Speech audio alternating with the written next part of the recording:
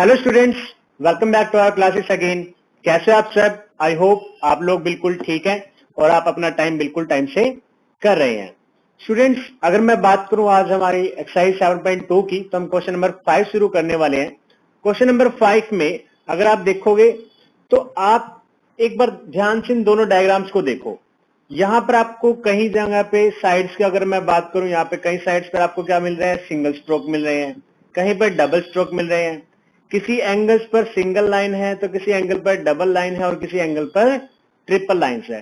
इनका सिंपल सा मीनिंग यही होता है कि अगर सिंगल लाइन वाला जो एंगल है वो आपके सिंगल एंगल जो आपकी सिंगल लाइन है उसके साथ इक्वल है। दैट मीन्स यहाँ पे जो आर है वो डब्ल्यू के साथ इक्वल है।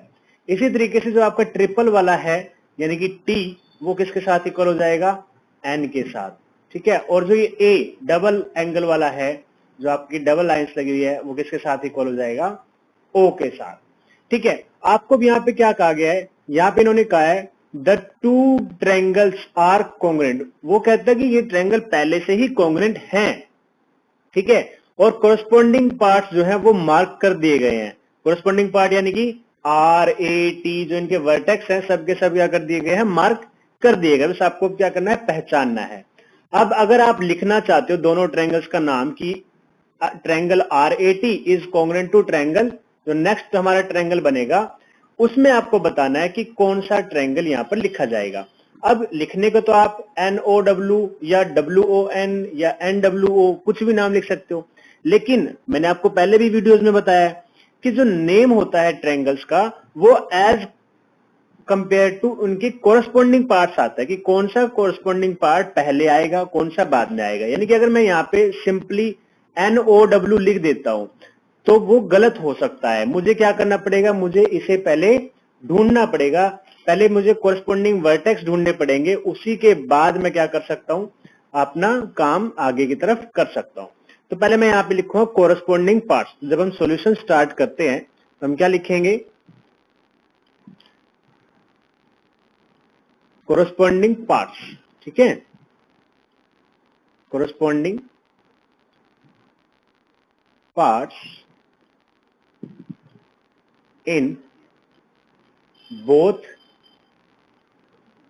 ट्रायंगल्स। दोनों ही ट्रायंगल्स में जो हमारे कोरस्पॉन्डिंग पार्ट्स हैं वो कौन कौन से हैं, अगर हमें वो पता चल जाते हैं तो हम आसानी से उनका नाम लिख सकते हैं। अगर देखो triangle R A T rat, तो यहां से पहले आर का देखते हैं कि आर के कोरस्पॉन्डिंग कौन सा वर्टेक्स है।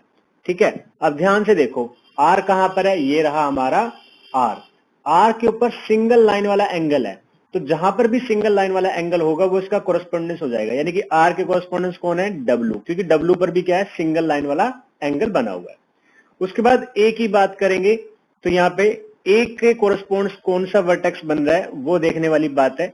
तो देखते हैं हमारा ए के कोरस्पॉन्डिंग कौन सा है। ए अगर आप देखते हो तो यहाँ पे क्या दिख रहा है आपको? ये डबल लाइन वाला दिखाई दे रहा है। ठीक है। तो आपको अब दूसरे ट्रायंगल में देखना है कि डबल लाइन स्ट्रोक कहां पर है। तो एंगल ओ के ऊपर डबल लाइन स्ट्रोक आपको दिखाई दे रहा है। तो यानी कि ए जो आपका है वो किसके कोरस्पॉन्ड्स है? ए है corresponds to O. Okay students, I think आपको मेन आइडिया पता चल गया है। ओके। तो अब लास्ट में कौन बचा? देखो लास्ट में तो एक ही बचे हैं सभी का। अगर मैं आर ए टी में बात करूं तो टी बचा है, और दूसरे ट्रायंगल में कौन सा वर्टेक्स बचा है? Only an. और वैसे भी टी के ऊपर कितने हैं? Triple line. और एन के ऊपर भी कितने हैं? Triple lines. तो हमारा इससे पता चलता है कि दोनों क्या है? कोरस्पॉन्ड्स है। तो यहां पर आप क्या लिख सकते हो? अब आपका आंसर आएगा now triangle R A T is congruent to triangle. अब देखो आर के बाद कौन आ रहा है? डब्ल्यू। और ए के बाद कौन आ रहा है? ओ। और टी के बाद कौन आ रहा है? N. Triangle R A T is congruent to triangle W O N. और ये हो गया हमारा आंसर। ओके स्टूडेंट्स, तो अब हम करेंगे अपना क्वेश्चन नंबर 6। स्टूडेंट्स 6 क्वेश्चन आप देखो, देखने में बिल्कुल सिंपल है, छोटा सा क्वेश्चन है और बिल्कुल इजी भी है। इस क्वेश्चन में भी लास्ट क्वेश्चन के जैसे सिंपल चीजें दी हुई है। आपको दो ट्रायंगल का डायग्राम दे दिया और आपको फिर लास्ट में वही आपको क्या दिया हुआ है यहाँ पे कि ये बताओ कि आपके पास जो ये ट्रायंगल्स दिए हुए हैं इनके कोंग्रुएंट कौन होगा, है ना, इनके कोंग्रुएंट कौन होगा, ट्रायंगल बीसीए और क्यूआरएस के कोंग्रुएंट कौन होगा। तो सिंपल सी बात है, यहाँ पर भी आपको कोरस्पॉन्डिंग पार्ट्स शो करने पड़ेंगे। तो अगर मैं इस फर्स्ट पार्ट की बात करूं तो फर्स्ट पार्ट में अगर बी पॉइंट देखा जाए वो किसके कोरस्पॉन्डिंग है। अब आप देखो बी के ऊपर एक यहाँ पे डबल स्ट्रोक एंगल बना हुआ है और सेम बी पर ही एक दूसरा क्या बना हुआ है, डबल स्ट्रोक का एंगल। तो यहाँ पर बी अपने आप के साथ ही क्या हो जाएगा, कोरस्पॉन्ड्स हो जाएगा। उसके बाद यहाँ पे एक चीज और देखो, एंगल ए कितना है, 90 डिग्री। अगर ये परपेंडिकुलर है तो यहाँ पर भी ये क्या है, परपेंडिकुलर, यानी कि दोनों एंगल कैसे हैं, इक्वल। तो यहाँ पर आप कह सकते हो कि एंगल ए या वर्टेक्स ए जो है आपके ट्रायंगल का वो खुद के साथ क्या है, कोरस्पॉन्ड्स है। बाकी बचे दो, टी और सी। तो आपके सी के साथ कौन कोरस्पॉन्ड्स हो जाएगा, वो हो जाएगा टी। तो आपका जो आंसर रहने वाला है वो क्या रहेगा, triangle BCA is congruent to, अब बी के कोरस्पॉन्ड्स कौन है, बी, सी के कोरस्पॉन्ड्स कौन है, टी, और ए के कोरस्पॉन्ड्स कौन है, क्योंकि हम इस वे से चलेंगे, पहले बी के लिए बी आ गया, सी के लिए यहां से आपको टी मिल गया और ए के लिए आपको फिर से ए मिल गया। तो ये है आपका आंसर। ओके स्टूडेंट्स, क्योंकि ये पहले आपको कोरस्पॉन्डेंस दिखाने और उसके बाद इस तरीके से आपको आंसर लिखना है। अगर अब मैं सेकंड फिगर की बात करूं, यहाँ पे सबसे पहले जो क्यू है उसके कोरस्पॉन्ड्स में कौन दिखाई दे रहा है आपको। अब देखो क्यू कहां पर है, ये रहा, है ना। अब यहाँ पे ये क्या है, सिंगल स्ट्रोक का एंगल है और सिंगल स्ट्रोक का एंगल किसके साथ है, अब यहाँ पे टी के साथ। तो क्यू किसके साथ कोरस्पॉन्ड हो जाएगा, टी के साथ, ठीक है। उसके बाद कौन है, आर। आर जो आपका है वो किसके साथ कोरस्पॉन्ड्स होगा, आर के ऊपर कौन सा एंगल है, डबल स्ट्रोक। तो डबल स्ट्रोक किसके साथ है, पी के साथ। तो यहाँ पे आर के साथ कौन कोरस्पॉन्ड हो जाएगा, पी। जो थर्ड पॉइंट बचा वो तो आसान है। अब कौन कौन बचे आपके, क्यू आर एस में आर के बाद एस बच गया और जो एस पॉइंट है वो किसके साथ कोरस्पॉन्ड होगा।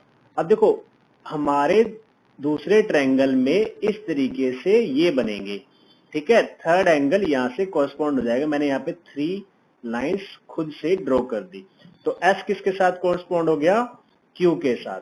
तो जो आपका आंसर लिखा जाएगा वो क्या लिखोगे, triangle QRS is congruent to triangle QRS is triangle.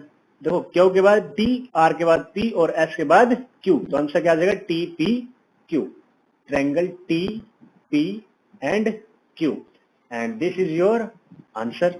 तो यहाँ पे हमारे ये दोनों क्वेश्चन कंप्लीट हो गए। ओके स्टूडेंट्स, तो चलो आज लगे हाथों एक और क्वेश्चन कर लेते हैं, क्वेश्चन नंबर 7। स्टूडेंट्स अगर 7th क्वेश्चन देखिए थोड़ा सा ट्रिकी नजर आ रहा है, बिकॉज इसने कहा एक स्क्वायर शीट लीजिए और उस पर 2 ट्रायंगल्स बनाइए और ट्रायंगल्स भी आपको 2 टाइम्स ड्रॉ करनी पड़ेंगी, यानी कि 2 अलग अलग कंडीशन दी है। एक कंडीशन ये है कि एरिया हमेशा इक्वल रहना चाहिए, ठीक है। एरिया कैसा रहना चाहिए, इक्वल रहना चाहिए। अगर एरिया इक्वल रहेगा, ठीक है, उसके बाद आपको 2 कंडीशन दी है। एक कि पहले तो वो दोनों ट्रायंगल कैसे होने चाहिए, कॉन्ग्रुएंट, और सेकंड केस में कैसे होने चाहिए, वो कॉन्ग्रुएंट नहीं होनी चाहिए। और फिर आपको बताना है कि उससे आपको उसके पैरामीटर के बारे में क्या पता चलता है, ठीक है। तो स्टूडेंट्स अगर मैं बात करूं अपने डायग्राम की, मैंने एक डायग्राम बनाया जो स्क्वायर है, जिसकी ऑल साइड कितनी है, 4 सेंटीमीटर। अगर मैं एक डायगोनल यहाँ पे ड्रॉ कर रहा हूँ, ये मैंने अपने डायगोनल ड्रॉ कर दिया ट्रायंगल आपके स्क्वायर के बीच में, तो ये क्या हो गया, 2 ट्रायंगल बन गए। एक ट्रायंगल की साइड 4 सेंटीमीटर 4 सेंटीमीटर और डायगोनल, मैं कहता हूँ ये एक्स है, ठीक है। दूसरा ट्रायंगल में क्या है, 4 सेंटीमीटर 4 सेंटीमीटर और डायगोनल एक्स, यानी कि तीनों साइड इसकी क्या है, आपस में इक्वल है। तो बाय ट्रिपल एस क्राइटेरिया ये दोनों ही ट्रायंगल आपके क्या बन जाएंगे, कॉन्ग्रुएंट। अब हम इसका अगर एरिया देखें, बिकॉज अगर आपको एरिया ऑफ ट्रायंगल की बात करें तो एरिया ऑफ ट्रायंगल अगर हम 90 डिग्री वाला यानी कि एक राइट एंगल ट्रायंगल बात कर रहे हैं, बिकॉज यहाँ पे दोनों ही ट्रायंगल में क्या है, 90 डिग्री एंगल, तो ये राइट एंगल ट्रायंगल हो गए। तो एरिया ऑफ ट्रायंगल अगर हम बात करें, area of triangle, area of triangle हमारा होता है, अगर फॉर्मूले की बात करूं तो half multiply base multiply height, ठीक है। तो ये हमारा क्या होता है, फॉर्मूला होता है आपके एरिया ऑफ ट्रायंगल का। अब आप अगर ध्यान से देखोगे तो ये आपके लिए बेस का काम करेगा और ये आपके लिए हाइट का काम करेगा। इसी तरीके से दूसरे ट्रायंगल में भी ये आपके लिए बेस का काम करेगा, ये आपके लिए हाइट का काम करेगा। ठीक है, तो हम यहां लिखेंगे here triangle ABC and triangle ADC are congruent. ठीक है, नाउ और आप इसकी प्रॉपर्टी भी लिख सकते हो bye triple S, bye triple S. अब आप इसका क्या करोगे, एरिया निकाल के दिखाओ।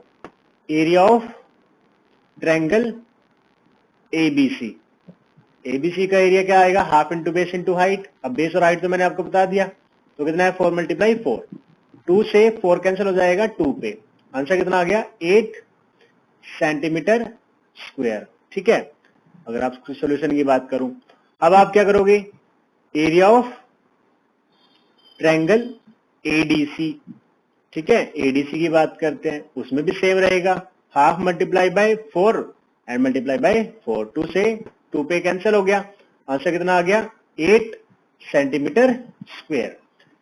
एंड अगर आप पैरीमीटर की बात करें, बिकॉज कॉन्ग्रुएंट है और कॉन्ग्रुएंट ट्रायंगल्स की सारी साइड इक्वल होती हैं, अगर सारी साइड इक्वल है तो आपका पैरीमीटर कैसा आएगा, सेम। तो यहां लिखेंगे here the perimeter, here the perimeter of both triangles are same। Okay students, तो ये तो बात थी हमारी फर्स्ट पार्ट की। अगर मैं बात करूं, मैंने आपका फर्स्ट पार्ट सोल्व कर दिया है। ठीक है, इस केस में मैंने क्या किया, कॉन्ग्रुएंट ट्रायंगल्स ली और इनका एरिया भी इस वक्त क्या है, इक्वल है, और इनका पैरीमीटर कैसा है, आपसे पूछा गया था कि what can you say about the perimeter, about the perimeter, तो पैरीमीटर कैसा है इनका, बिल्कुल सेम है। अब अगर मैं बात करूं आपके सेकंड पार्ट की, तो सेकंड पार्ट का मैंने एक अलग से डायग्राम बनाया है। ठीक है, यहाँ पे भी देखो मैंने डायग्राम क्या बनाया, एक 4 सेंटीमीटर का स्क्वायर, लेकिन ट्रायंगल दो अलग अलग ड्रॉ किए हैं। एक ट्रायंगल तो है AB और C, आपको दिखाई दे रहा है, और एक ट्रायंगल है BEC। तो अब यहाँ पे पहले तो हम इनका एरिया निकालेंगे, फिर बताएंगे कि ये कॉन्ग्रुएंट है या नहीं, और उसके बाद हम बताएंगे कि ये दोनों का जो पैरीमीटर है वो कैसा है। ठीक है, तो हम यहाँ पे स्टार्ट करते हैं। नाउ